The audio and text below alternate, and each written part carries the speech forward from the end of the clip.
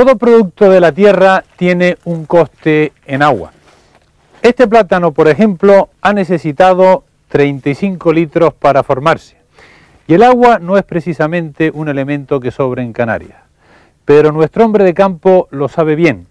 Allí donde hay monte, hay agua. El presente capítulo de Parques de Canarias lo vamos a dedicar al Parque Nacional de la Caldera de Taburiente, en la isla de La Palma, cuna del agua entre pinos.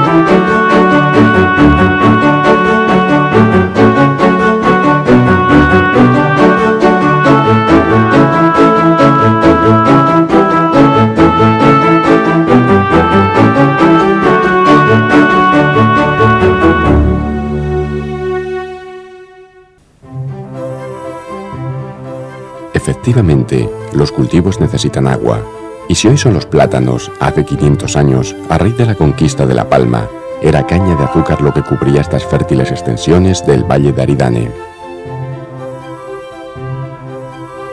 La primera posesión de tierras tan productivas correspondió a don Alonso Fernández de Lugo, conquistador de la isla, y la propiedad se extendía de mar a cumbre.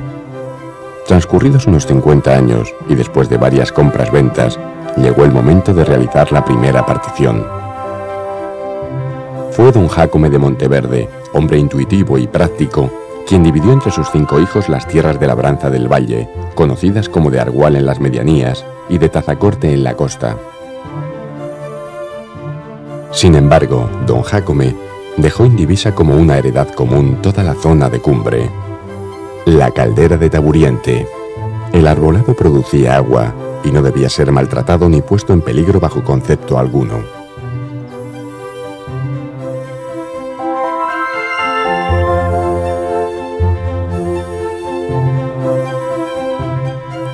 Esta clarividente medida de conservación se ha mantenido a lo largo de más de 4 siglos, y la caldera sigue siendo propiedad indivisa del llamado heredamiento de las haciendas de Argual y Tazacorte. Si al principio eran 5 los hijos de don Jácome quienes se repartían el agua que salía de la caldera, hoy son más de 2000 los hacendados que comparten esta peculiar propiedad, que se cifra y traduce en minutos o segundos de un chorro de agua.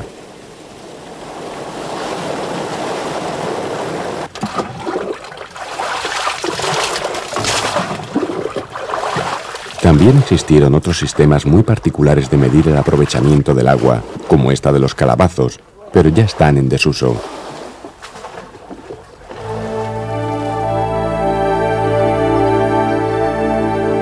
Tradición e historia han hecho posible que uno de los lugares más sorprendentes y bellos de Canarias se haya mantenido intacto hasta el presente, permitiendo su declaración en 1954 como Parque Nacional de la Caldera de Taburiente. Con una extensión que ronda las 4.700 hectáreas, este parque no llega al 7% de la superficie de La Palma. Se trata de un formidable socavón horadado en el mismísimo corazón de la isla y que desagua hacia el suroeste por el no menos impresionante Barranco de las Angustias.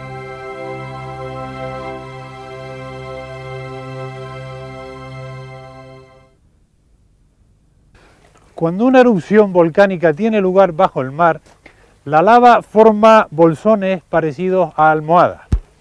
La presencia de estas lavas en almohada aquí a la intemperie demuestran que la isla en general se ha levantado del fondo del mar. La isla no solo se levantó, sino que en un momento dado, los materiales volcánicos que la iban construyendo perdieron el equilibrio y todo un sector de ellos se deslizó y perdió en el mar. Este colosal corrimiento de tierras dejó atrás un amplio valle, cuyas paredes se reconocen perfectamente en la actualidad. Esto ocurrió hará unos 500.000 años. Posteriormente surgió el volcán Vejenado, que colmó gran parte de este valle, pero dejando una pequeña cabecera por el lado sur sin rellenar. Esta mini caldera fue agrandándose progresivamente, devastando las paredes y el propio fondo. Así se formó la actual caldera de Taburiente, a modo de una gigantesca caries que le salió a la isla.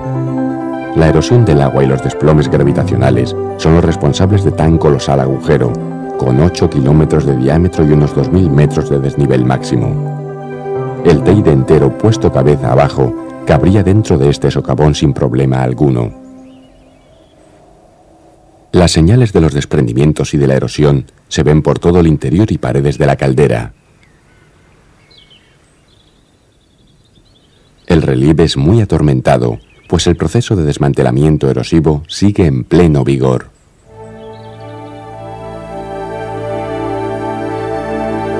En la caldera abundan roques de perfiles caprichosos, como el roque del Uso, el de la Viña, de la Brevera Macha o el propio roque de Idafe, que fue lugar de adoración de los benaoritas o aborígenes que poblaron la isla.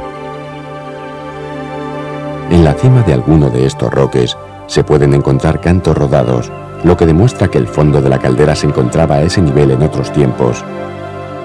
Los materiales volcánicos no son homogéneos y la erosión diferencial es la causante de belleza tan agreste.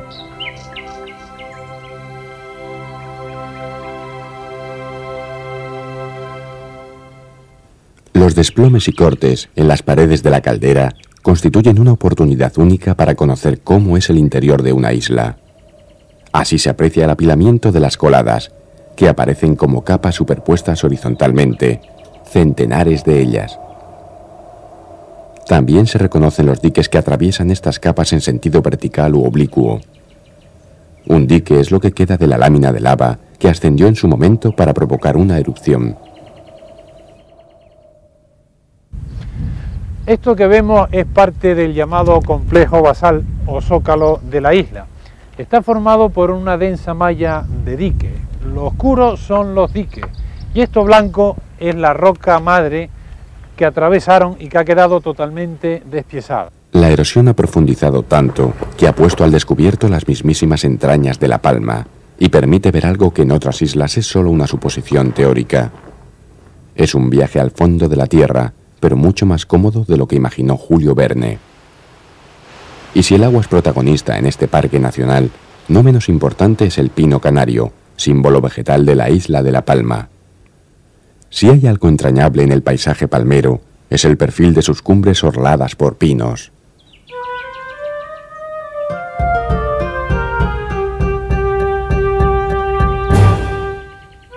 La caldera y sus estribaciones están tapizadas por magníficos pinares con la salvedad de las cumbres más altas, los paredones y laderas inestables, y por supuesto el cauce de los barrancos. El pino canario es un árbol de porte piramidal cuando es joven. En los ejemplares viejos, al cesar el crecimiento en altura, la copa se redondea y adquiere forma de parasol más o menos irregular.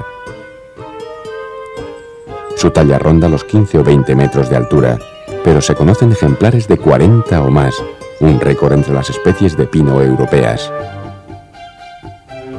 En determinadas condiciones, el duramen de pinos viejos se carga de resina y se los conoce por pinos tea. La tea es una madera incorruptible, muy apreciada en carpintería y aprovechada en el pasado para la obtención de brea.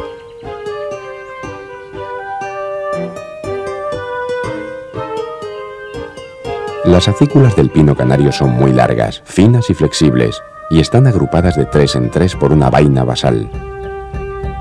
Duran 2 años sobre el árbol, y al caer forman los extensos mantos de pinocha que cubren todo el suelo.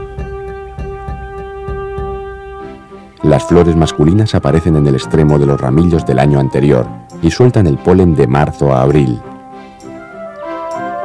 Las flores femeninas, fecundadas, se transforman en las conocidas piñas, de color verde y cerradas al principio. Luego son marrones cuando maduran 2 años después y se abren para soltar sus semillas.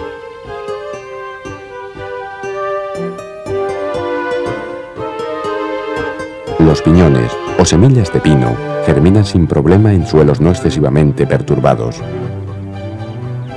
Causa asombro ver dónde son capaces de crecer los pinos.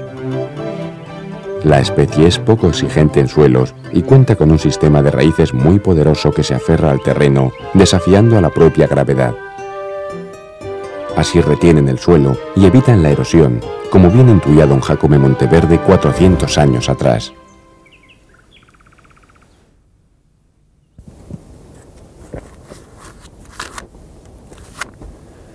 Esto es tizne, señal inequívoca del paso del fuego. Y es que, en cierto modo, y por extraño que parezca, el pino canario y el fuego están asociados. La gruesa corteza del pino, formada por múltiples láminas apretadas, es un buen aislante térmico y aguanta temperaturas de 400 grados centígrados durante 45 minutos. El pino canario es de las pocas especies que resisten el fuego y rebrota enseguida después de los incendios. Estudios recientes parecen indicar que la ecología de los pinares está en cierto modo asociada al fuego. Incendios de baja temperatura liberan los minerales cautivos en la pinocha y eliminan la potencial acumulación excesiva de materias combustibles. También facilitan la germinación de especies pirófitas del sotobosque, como los propios pinos, el codeso y otras leguminosas.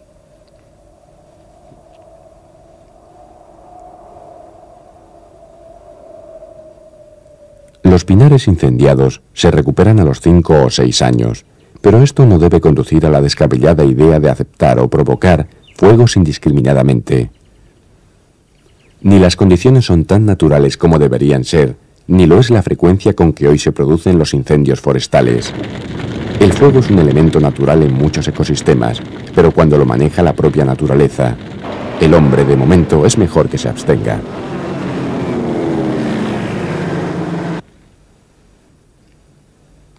Otra supuesta catástrofe ecológica que afecta a los pinares es la lagarta del pino. Esta oruga vive normalmente tranquila sobre tagasastes, retamas y los propios pinos. Pero por razones aún desconocidas, cada ciertos periodos de tiempo se producen explosiones demográficas.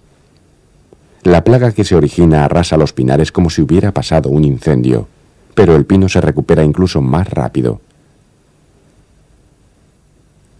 Otros insectos que comen pino son los que se concentran en los ejemplares muertos.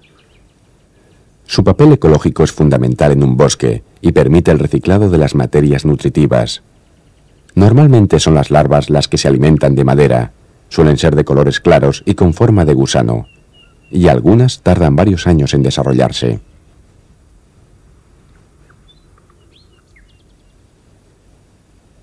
Llegado el punto, las larvas se transforman en adultos, en cámaras bajo la corteza, y a veces se pueden sorprender a ejemplares recién metamorfizados, como este escarabajo del pino, que todavía no ha abandonado el tronco.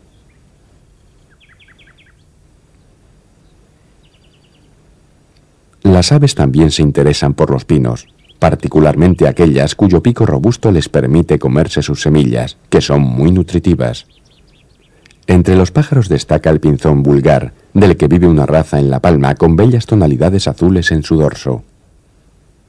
Pero no todo es comer. El aseo y cuidado del plumaje requiere asimismo mucha dedicación.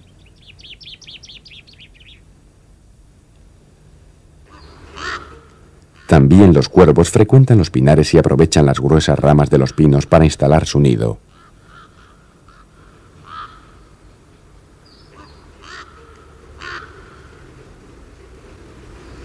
Los cuervos son aves poderosas y de gran envergadura, pero ello no les evita el verse atacados por las grajas, que son muy celosas y no dejan que otro córvido se interne en su territorio.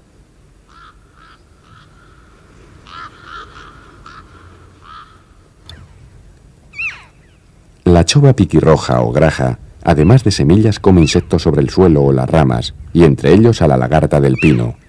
Es un córvido de hábitos gregarios, vuelos acrobáticos y continuado graznar. No habita hoy en ninguna de las otras islas Canarias, aunque se han encontrado huesos fósiles en La Gomera. La graja es el símbolo animal de la isla de La Palma.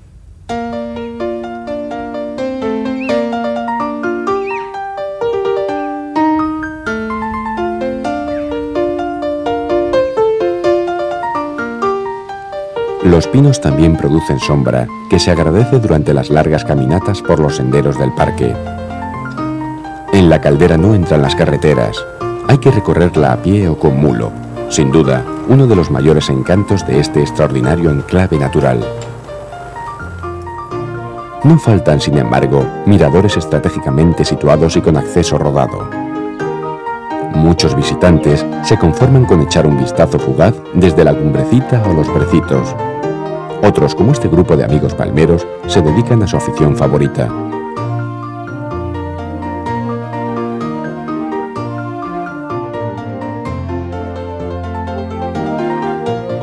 La caldera de Taburiente es probablemente el lugar más pintado de toda Canarias. La administración del parque ha establecido una zona de acampada donde los excursionistas encuentran ocasión para reposar, leer un rato o darse un merecido chapuzón en los riachuelos. Son las gratificaciones que ofrece un parque nacional.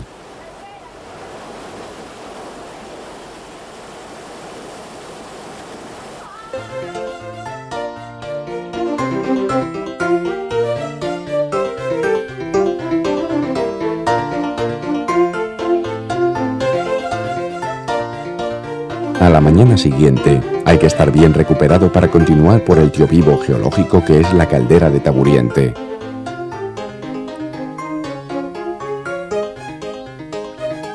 Pero no todos son pinos en este parque nacional. En los pequeños barranquillos que surcan las laderas o cerca de las fuentes y cascadas se genera un microclima más húmedo y sombrío. Allí podemos encontrar especies propias de la laurisilva, como fallas, laureles y helechos.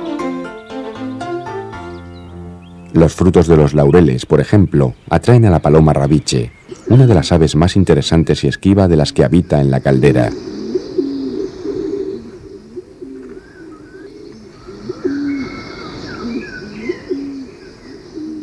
También el gavilán aprovecha estas zonas verdes o verduras para ocultar su nido.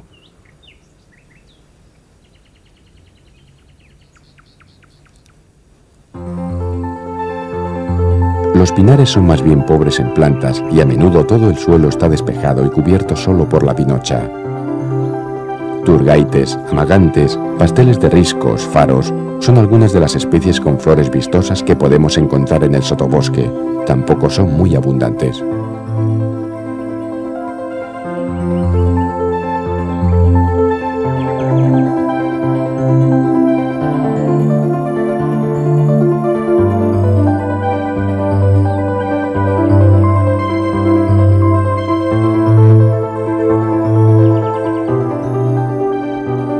Para ver algunos endemismos interesantes, lo mejor es acceder a la cumbre del parque, a la cornisa que bordea la caldera entre los 2.000 y los 2.400 metros de altitud.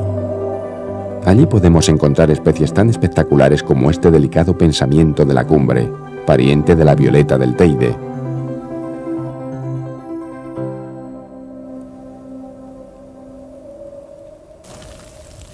Otras plantas crecen en sitios recónditos y bastante inaccesibles.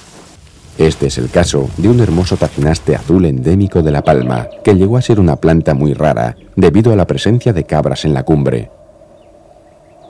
Hoy, dentro del Parque Nacional, las poblaciones se están recuperando sin mayores contratiempos.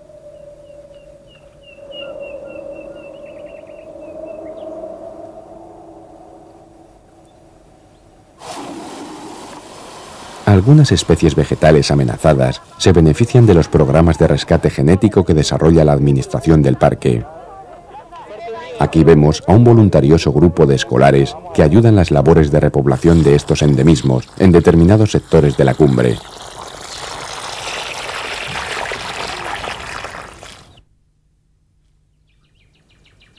Y de la cumbre volvemos al interior de la caldera a seguirle la pista a la historia del agua.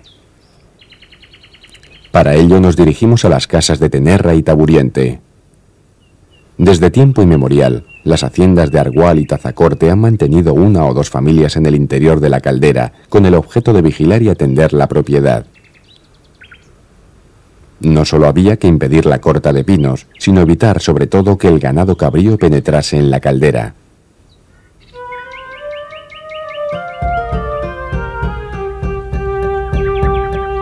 En Tenerra sigue viviendo una familia y en las casas de Taburiente varios obreros al mando de Arsenio, el guarda jurado.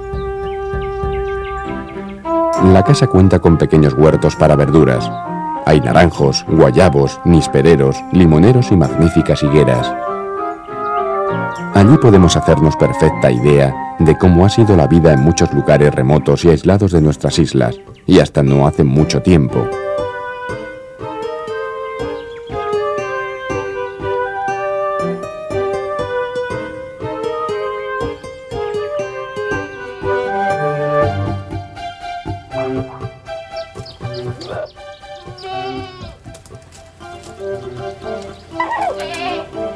Lógicamente, las cabras hay que mantenerlas estabuladas.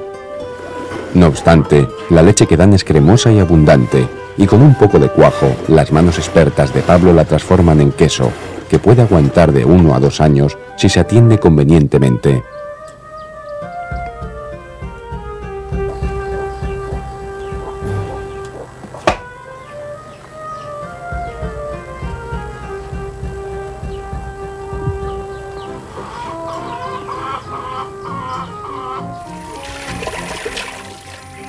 El agua no puede faltar en Taburiente, y tampoco el dornajo de tea para lavar los cacharros.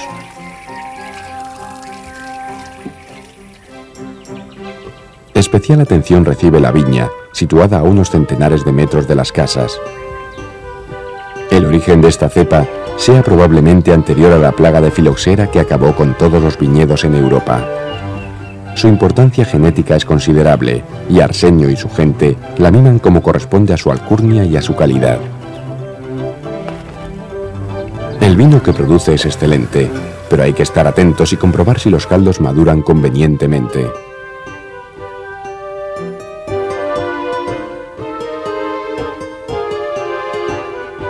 Y llegada la hora de cenar, esta salamanquesa considera la bombilla de la bodega como un restaurante de 4 tenedores.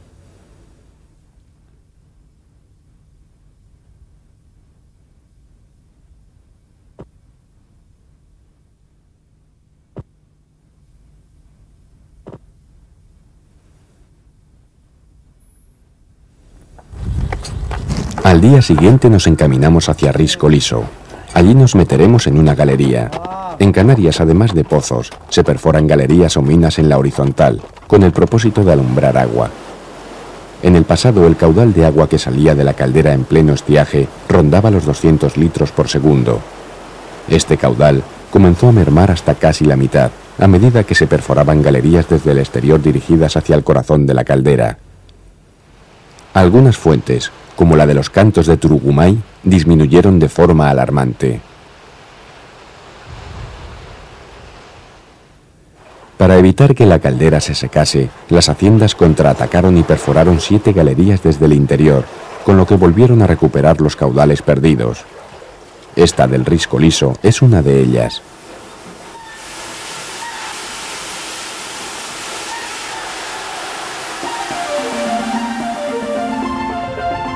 El agua, según sale de las galerías, se deja correr libremente por el fondo de los barrancos, restableciéndose así el equilibrio ecológico dentro de la caldera.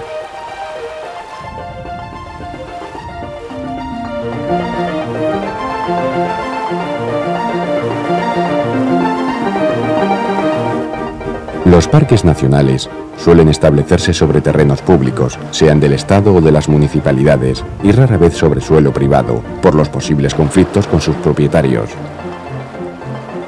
Sin embargo, el Parque Nacional de la Caldera de Taburiente es un magnífico ejemplo de armonía entre los intereses privados y los generales, pues ambos coinciden y trabajan con un mismo fin, la conservación del medio. La playa de Taburiente ha recuperado todo su esplendor, lo mismo que las saucedas y demás vegetación hidrófila. Las banderitas, que así llaman a las alpispas en La Palma, disfrutan de estos ambientes y son sus más fieles pobladores.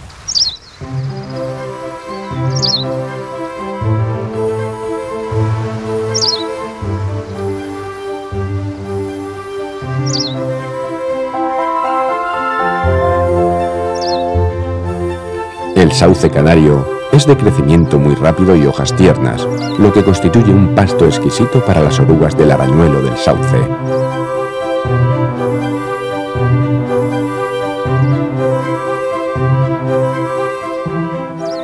Estas orugas tejen seda y hacen bolsones, donde se reúnen por cientos para crisalidar.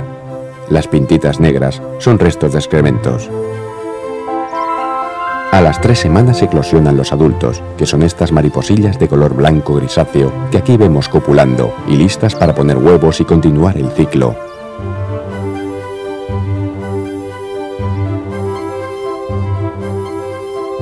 Cuando los ataques de arañuelos son muy intensos, los sauces pierden todas sus hojas y quedan cubiertos de seda blanca, adquiriendo un aspecto fantasmagórico. Es un fenómeno natural y se recuperarán al año siguiente. El agua corre todo el año y la vida acuática no tiene problemas para completar su desarrollo.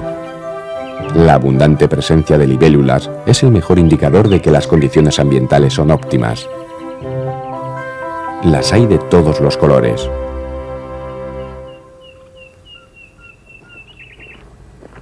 Y hablando de colores, una visita obligada en la caldera es el barranco de Almendro Amargo, cuyas aguas están cargadas de compuestos de hierro y van tiñendo de tonalidades ferruginosas los cauces por donde discurren. Un capricho de la naturaleza no exento de belleza.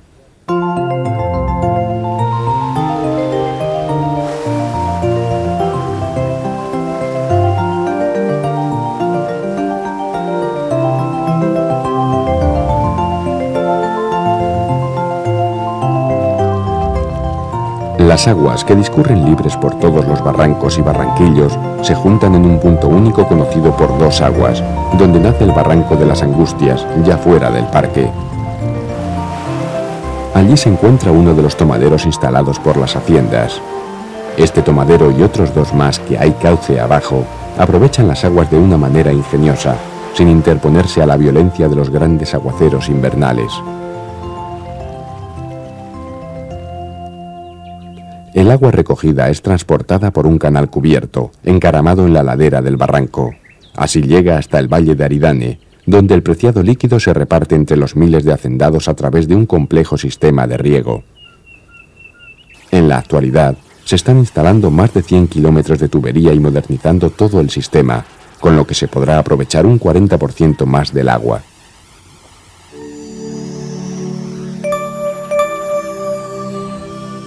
En muchas zonas de nuestras islas, las actividades económicas están directamente vinculadas a las áreas naturales. Los parques nacionales no son museos de naturaleza aislados y ajenos al territorio donde se insertan. Sus servicios ecológicos trascienden más allá de sus fronteras.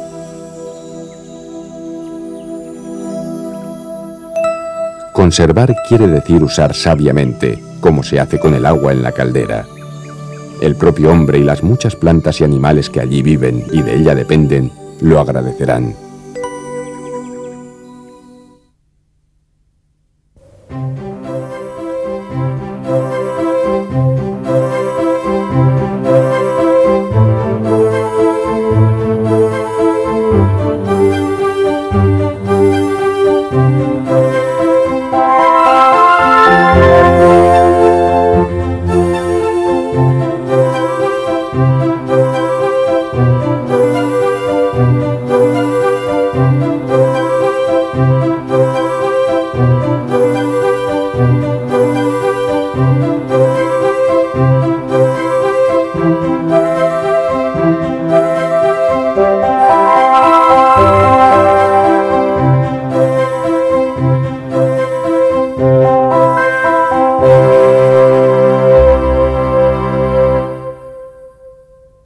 Las actitudes del hombre frente a la naturaleza pueden ser múltiples y varían de una cultura a otra, e incluso dentro de un mismo grupo o familia. Hay quienes creen que los recursos naturales son ilimitados y que están a libre disposición del hombre para sus necesidades y caprichos. Pero no es así. La naturaleza no la heredamos de nuestros padres, la tomamos prestada de nuestros hijos. No lo olvides.